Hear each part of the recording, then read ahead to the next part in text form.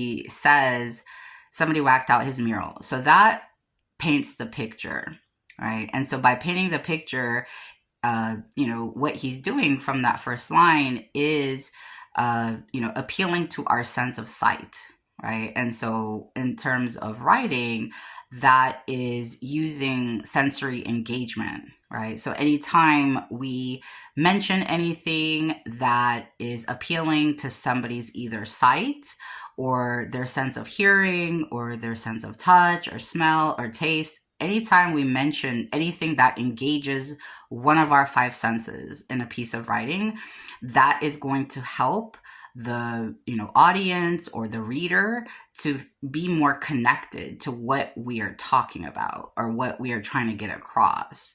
And so Kendrick again does that by appealing to our sense of sight from the first line of the song with the imagery of the mural. And then throughout the rest of the first verse, and then, throughout the second verse, and then throughout the third verse, Kendrick goes on to, again, address the controversies, right? So he mentions the image of the mural, right? And that serves as, again, the symbol of, what that represents, that act, and what that looks like. Then goes on to address the various controversies, and he does it in terms of a writing composition style.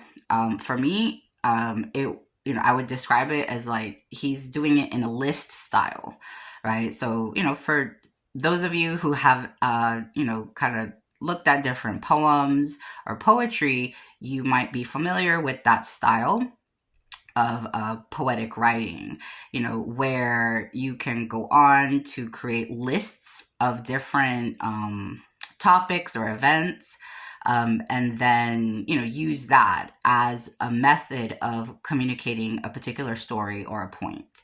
And so again, to me, that's what Kendrick is doing throughout most of the song.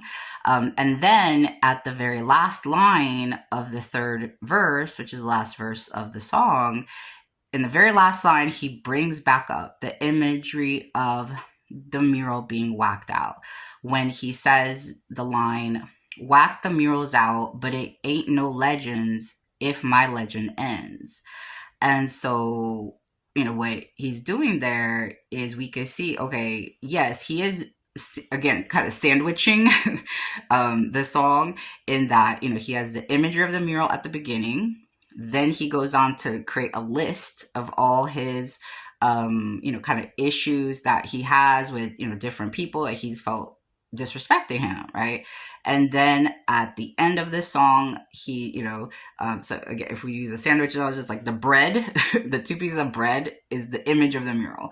And then in the middle, you have all the fixings, right? Like you got the lettuce, tomato, if you eat meat, some kind of meat, cheese, all that, like mayo, you got all of that in between. And that is, that is the listing that Kendrick is doing of the controversies, is all the fixings, in the middle.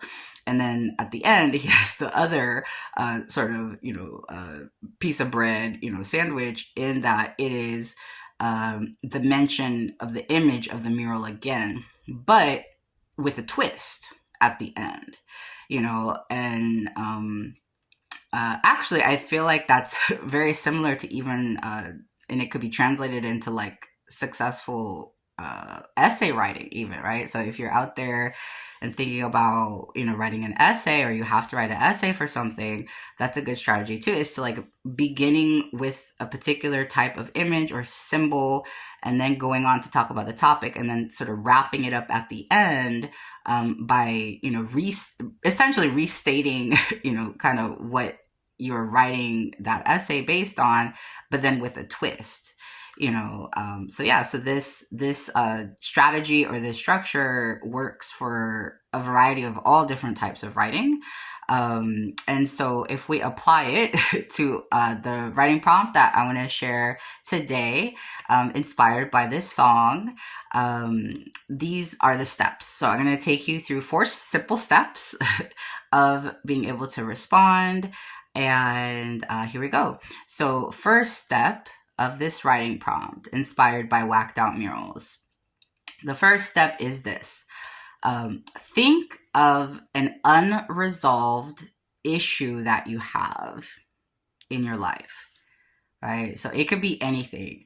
And what I advise is to do the first thing that comes to your mind because apparently that's on your mind. So, maybe there's just opportunity to kind of work through that. So just think of an issue that you currently have, so maybe it's like a financial issue or, something related to your finances, or a situation, right? Related to a concrete situation related to your finances, or maybe it's an issue you have something with a relationship, right? Whether it's an intimate partner, a family, or a friend, or a former friend, something like that, right? So yeah, or maybe it's an issue you have at your work or dealing with your work, right? So try to think of something specific there. Or maybe it's something like a wider issue that you have. You have an issue with something that's going on in your community, or maybe you have an issue with something that's not happening enough in your community, right? And so again, so just like the first step is just think about an issue that you have personally.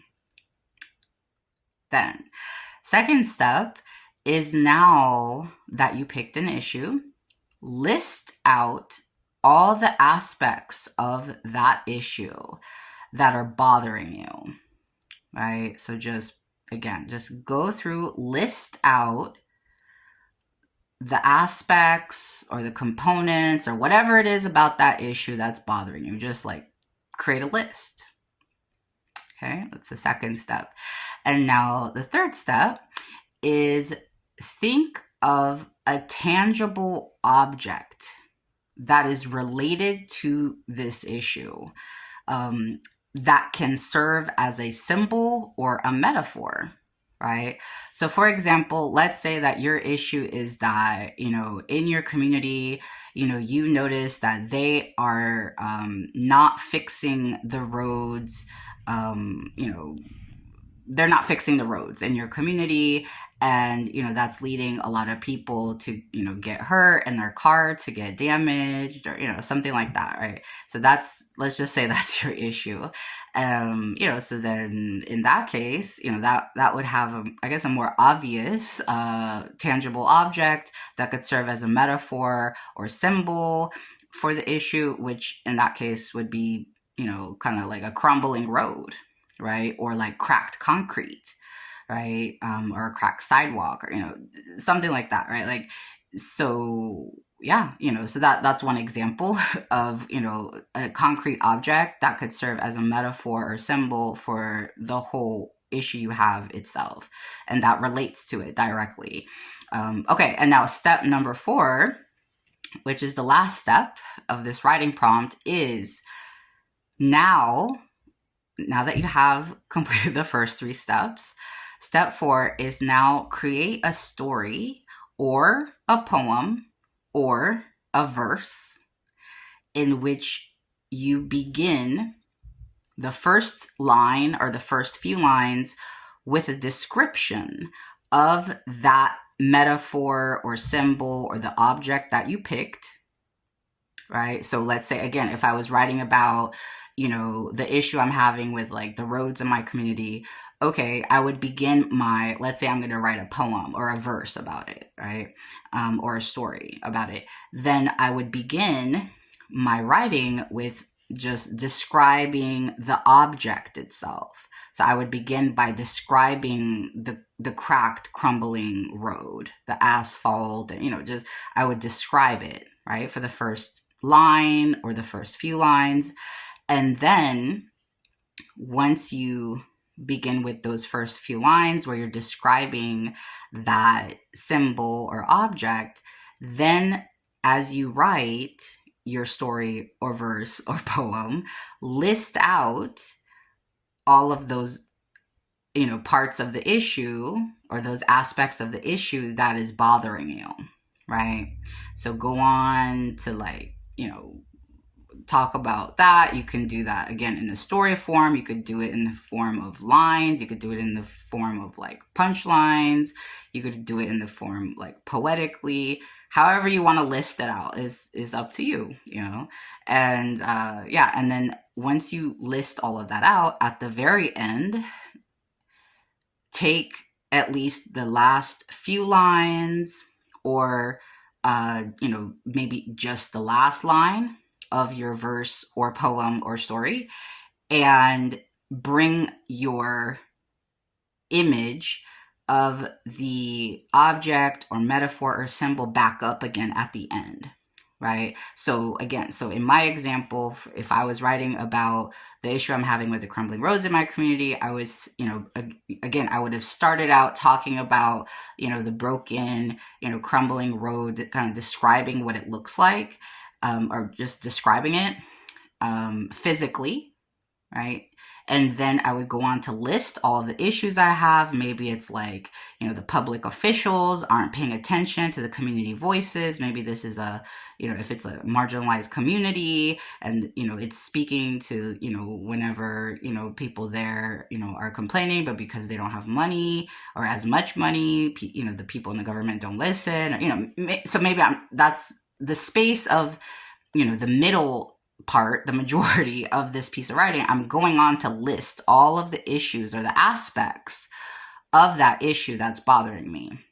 And then at the very end, then I would bring up, you know, the image, the object of the crumbling road again, you know, but then I would add a twist to that last mention of the symbol or metaphor, you know, where I would say, you know, where, okay, so if in the beginning I was just describing the crumbling roads, maybe at the end, you know, I talk about how, you know, and the road is still crumbling, you know, but, you know, we're here to pick up the pieces, you know, something like that, right? Where I'm again, like I'm uh, using that image, but in a new way at the end. And so, yeah, so I hope that you try this if you watch this video. And yeah, and if you did try this and you would like to share what you wrote, I would love to see it. So please, if you feel comfortable, leave it in the comment section below. Or if you would like to share it with me individually, feel free to join my Discord, where you could message me with it. You could, you know, maybe copy and paste it into the message itself, or you can attach it, what you wrote, as a file. And I'd be happy also if, for anybody who wants some feedback for what you write, you know, because I'm experienced as a writing instructor, I'm used to, you know, giving, you know, constructive feedback. And so, yeah, you know, I'm happy to also offer that for free for anybody who, you know, just wants, you know, somebody to kind of bounce around their creative, you know, writing with. And so, again, we'll leave a link to my Discord in the description box, and I hope that you all enjoy your writing out there. All right, see you next time.